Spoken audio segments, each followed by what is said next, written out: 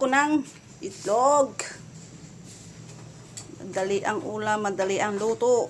Yan. Hindi ko na scramble yan. Diretso ko na yung lunod. Oops. Pakak. Pakak. Diba?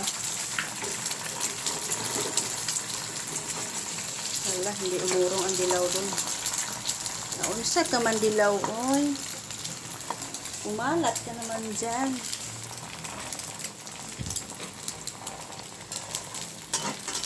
Yung pinagprituhan ko ng itlog, yung mantika ng manok. Manok din naman to.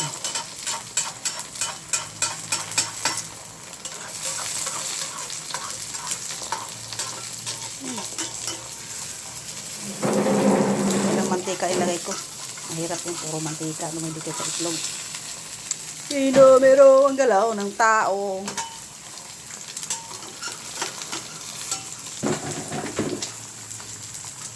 Oh, ala.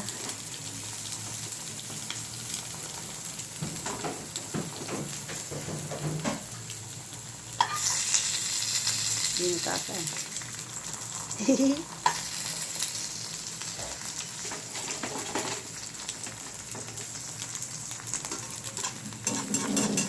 Gutom na, gutom. Ito lang yung madali lutuin. Madaling makain.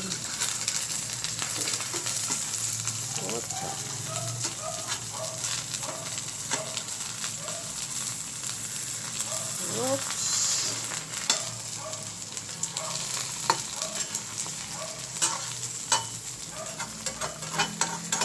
Isa ka man itlog ka.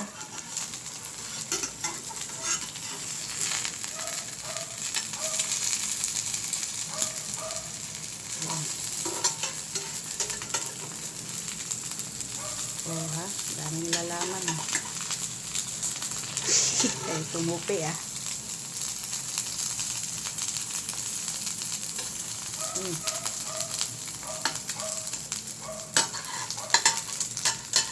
Oh. Walang palaman yan. Okay na yan.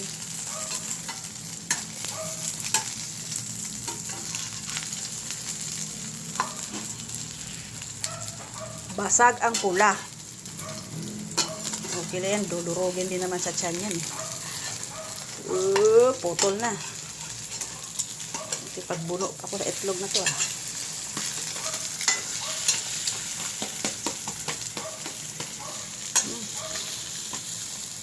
May kanin naman.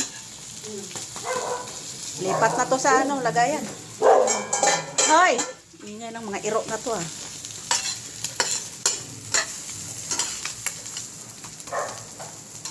Luto na yan.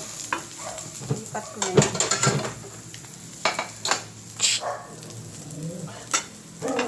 Hindi ba? Hoy!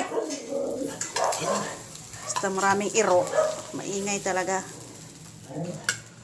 Luto na. Pasok na sa tiyan nito. Ingay ng aso. May natira pa si adobong puset. 5 araw na yan.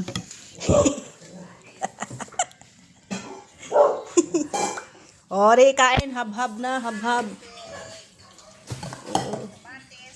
Hindi naman tinapay. May mangga.